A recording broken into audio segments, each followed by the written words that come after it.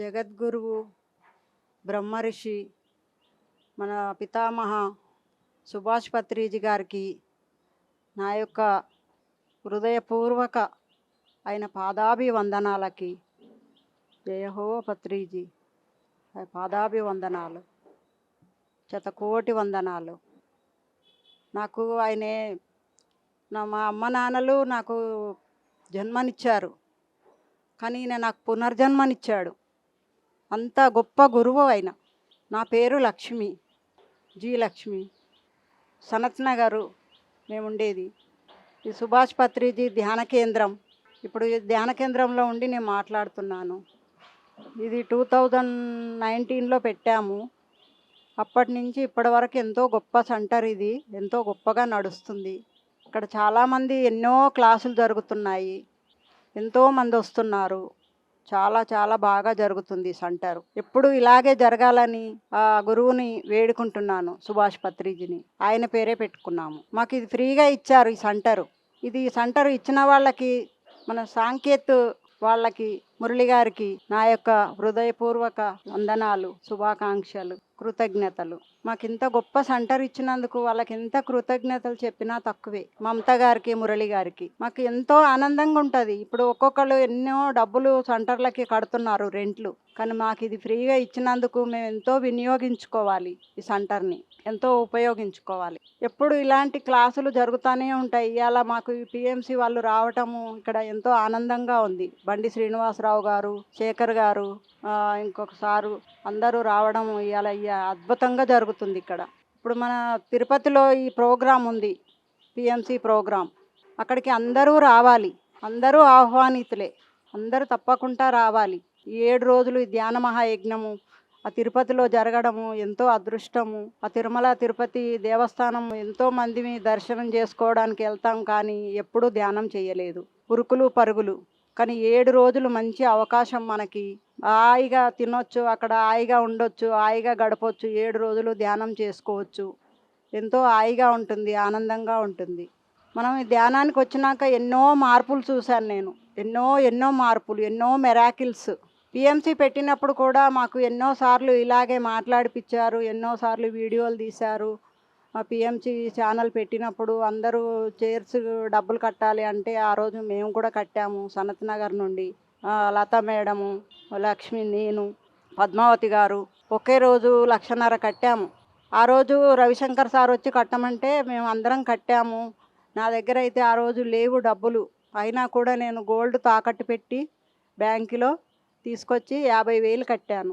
కానీ ఆ బ్యాంకులో పెట్టడం, బంగారం పెట్టి తేవడం, అక్కడ కట్టడము, నేను ఇంకా అట్లా ఎంతో బంగారం కొనుక్కున్నాను, ఎన్నో డబ్బులు సంపాదించుకున్నాను, ఎన్నో మెరాకిల్స్ చూశాను. అది కట్టినందుకే నాకు ఇవన్నీ. ఇప్పుడు ఈ పిఎంసి ఛానల్ చూసి ఎంతోమంది ధ్యానానికి వస్తున్నారు, ఎంతోమంది ఎన్నో రోగాలు నయం చేసుకుంటున్నారు. పిఎంసి ఛానల్ చూసే చాలామంది ధ్యానంలోకి వచ్చి వాళ్ళ రోగాలు నయం చేసుకొని శాకాహార ర్యాలీలు ఇవన్నీ చేయడము. మరి అది అందరికీ వర్తిస్తుంది. ఒక్కళ్ళని చేస్తే అది ఒక్కళ్ళకే వస్తుందని కాదు, ఈ భూమండలం అంతా కూడా ఈ పిఎంసి ఛానల్ ద్వారా ఎంతో మార్పులు చెందుతున్నాయి. ఈ భూమండలం అంతా ఎంతోమంది జబ్బులు నయమవుతున్నాయి. ఈ ర్యాలీలు చేయడము, ఇవన్నీ చేయడం వల్ల ఎంతోమంది ఆనందంగా ఇవాళ వాళ్ళ జీవితాలను గడుపుతున్నారు. మరి అందులో మనం కూడా భాగస్వాములు అవ్వడం వల్ల మనం కూడా ఎంతో ఆనందంగా మనం జీవనాన్ని మనం గడుపుతాము. నేను ఆ సత్యాన్ని తెలుసుకున్నాను. నేను ఆ రోజు కట్టినందుకు నేను ఇవాళ ఎంత ఆనందంగా ఉన్నానంటే చెప్పతరం కాదు ఈ ఆనందం. ఎక్కడ ఏ ప్రోగ్రాంలున్నా వెళ్తున్నాము, ఎక్కడ ఏ ప్రపంచం అంతా తిరుగుతున్నాము, ఇంత అలసట లేదు. ర్యాలీలు కావచ్చు, క్లాసులు కావచ్చు, 1 డే వర్క్షాపులు కావచ్చు, ఎన్నోసార్లు పిఎంసికి వెళ్ళి క్లాసులు చేయటము. పిఎంసిలో నాకు అసలు చదువుకోలేదు, నాకేంటంటే చదువుకోలేదు, నాకేమీ తెలియదు. కానీ ఇలా అన్నీ తెలుసుకున్నాను, అంతా తిరుగుతున్నాను, ప్రపంచం అంతా తిరుగుతున్నాను. మరి ఇది ఎక్కడికైనా వచ్చింది నాకు ఈ ధ్యానం వల్లనే, మన గురువు గారి వల్లనే, ఈ పిఎంసి వల్లనే. నేను పిఎంసిలో నా క్లాసు జరిగింది మొత్తం అమెరికా వరకు చూశారు. 1,44,000 మంది చూశారు. అంటే ప్రపంచం అందరికీ నేను తెలిసిపోయినాను, నేను ఎవరిని ఏంటి అనేది. చూడండి, మరి నేను అసలు మామూలు ఒక రైతు కుటుంబంలో పుట్టిందాన్ని, నాకేమీ తెలియదు. మా వారు 96లో వెళ్ళిపోయారు.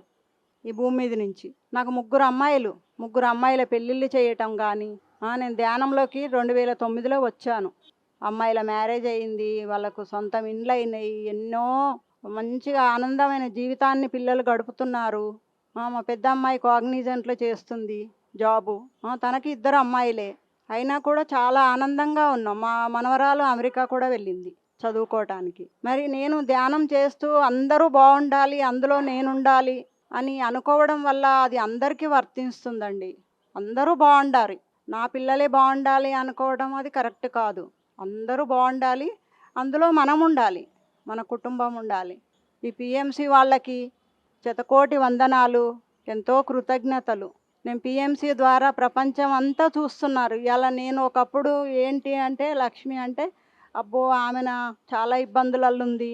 ఆమె దగ్గరికి పోతే ఏమడుగుతదో అనుకునేవాళ్ళు. ఇయాల అందరూ చూసి అనుకుంటున్నారు, అమ్మా! ఈమెనా లక్ష్మీనా అసలు? ఇంత ఆనందంగుందా ధ్యానంలోకొచ్చి? మేము ఒకప్పుడు అనుకున్న లక్ష్మి కాదే ఇప్పుడు. ఇంత ఆనందంగుంది ఆమె అసలు. ఆమెలాగా మనం కూడా అవ్వాలి అని చాలామందొచ్చారు ధ్యానంలోకి. ఎంత ఆనందంగా ఉంటున్నారు అందరూ ప్రతి ఒక్కళ్ళు కూడా. మనం అందరం కూడా తిరుపతికి వెళ్ళాలి. మనం ఈ పీఎంసీ ఛానల్‌కి ఎంతైనా మనం రుణపడి ఉన్నాము. మనం ఎంతో చెయ్యాలి. మనము చెయ్యాలి, అందరితో చేపిచ్చాలి, అందరిని చేర్చులా భాగస్వాములుగా చెయ్యాలి. మరి ఇది ఎంతో ఖర్చుతో కూడిన పని. 7 రోజులు ధ్యాన మహాయజ్ఞం అంటే మామూలు విషయం కాదిది. తిరుపతిలో లక్షలాది మందొస్తారు. మరి అక్కడ అందరికీ భోజనాలు పెట్టాలి. మనం అందరం కూడా మన వంతుగా మనం ఏం చేస్తున్నాము మనం చెక్ చేసుకోవాలి. మన వంతుగా మనం ఏం చెయ్యాలి? మరి అందరూ అక్కడ రావాలి, అందరూ ధ్యానం చేయాలి, అందరూ భోజనాలు అది చాలా ఖర్చు కూడిన పని కాబట్టి అందరం చలో తిరుపతి